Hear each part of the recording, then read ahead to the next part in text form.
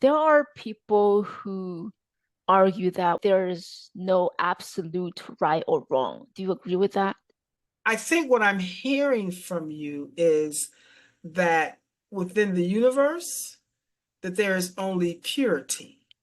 So if we're talking about from a universal perspective, from our oneness, from our divine source, there is no right and wrong because now you're talking about division and separation.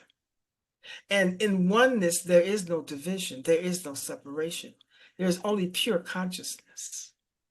And pure consciousness does not have error. Human beings' intentions and actions have error. So when we are talking about the world, that is where the separation, the disillusion, the divisions are created. We must find ourselves realigning, relearning how to best bring us to a state of understanding where we operate from a framework of there is no division. There is no separation from Yahweh God. But the world will teach us that. They will spin that in a different place that makes you feel very comfortable and that also make you drink the Kool-Aid or buy into the program that there is right and wrong, that human beings do make mistakes. But it's not about making a mistake. It's about coming here to learn. And once we get that understanding correct, then the whole trajectory of how we think about right and wrong and me learning the lesson becomes transitional. It becomes a transcendence, really, because now you have gone beyond a basic understanding in your oneness. Does that make sense? Yeah, for me, it's just hard to judge people right or wrong because nobody does something wrong if they know it's wrong. They usually do it because there's a reason behind it.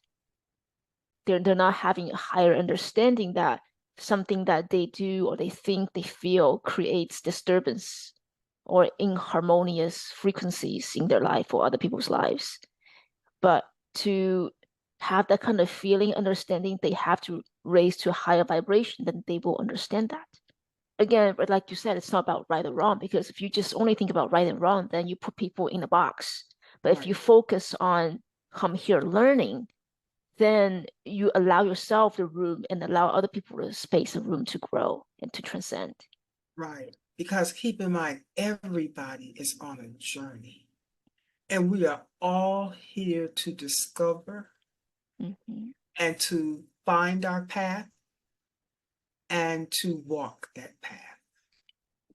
And sometimes we don't make the right decision. Lord knows I have made some wrong decisions in my lifetime, but it is through my error where I was able to learn.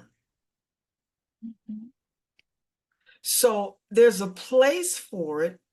It's not necessarily negative, but it does support me refining my life from what I previously or currently created. Mm-hmm. Yeah. And I think maybe there's also a spin from the media, like there's no right or wrong, so kind of blur people's boundaries.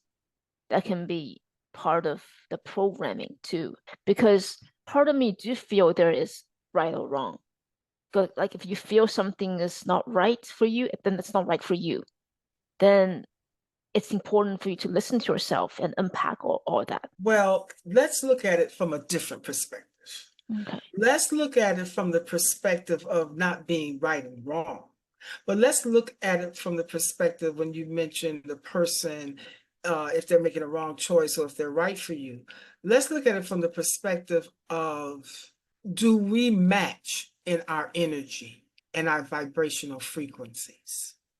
Because the error comes in when we don't take the time to get to know people to find out whether or not we are on the same level of thinking, of being, of energy, of vibration, of motion, of movement.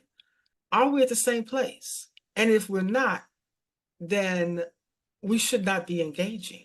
This is where we find the imbalance because we don't take the time to really get to know an individual. We coin it as they're negative.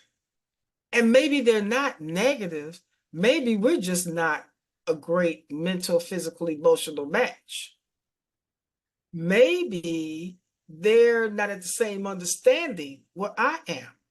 And I mentioned this, I think, in the first episode that we did, when I said that I have absolutely no problem walking away from an entanglement from someone. It's not a problem for me because I understand that we are not harmoniously matched. It doesn't mean it's a bad person.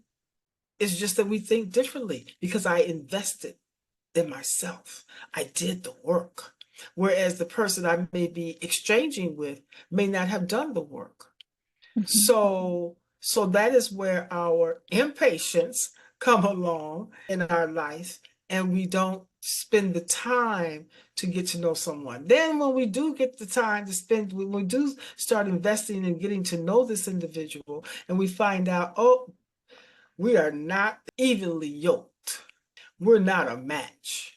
And when we find that out, it's okay. That's now we're talking about people being in our life for a season. This is a season. But while they were there, ask yourself the question, why are they here? Are they here because something inside of me has drawn them that is a mere reflection? They're showing me myself? Or are they here because of showing me myself as something I need to work on and fix? Or are they here because in their short term, they're here to teach me a lesson? This is why awakening is important, because awakening within that oneness allows us the opportunity to see our truth. Yeah, it's so important to give us the attention and space to understand and feel, be aware of what's happening within us, what are we feeling. But I think it just seems this Western society, everything is so fast paced, and we're Yes. being thrown so much burden, and we got guilt tripped to do And things for other control. people. Yeah, control. And control. Control is at the top of the ticket. Yeah, Okay. right. And It's at the we, top of the ticket. It's about control. yeah. And as a result, we have to put ourselves at the back seat. But that is not good for us being in charge in which direction we want to go in life. Yes, Because we're meant to be co-creators in this life. absolutely. And I really hate to say this, but we have now come to the place in our life where we're waiting for someone to tell us what to do. Mhm. We've stopped thinking. That's separation. That is you giving up, not believing in, and denying the power of who you are from a non-physical realm.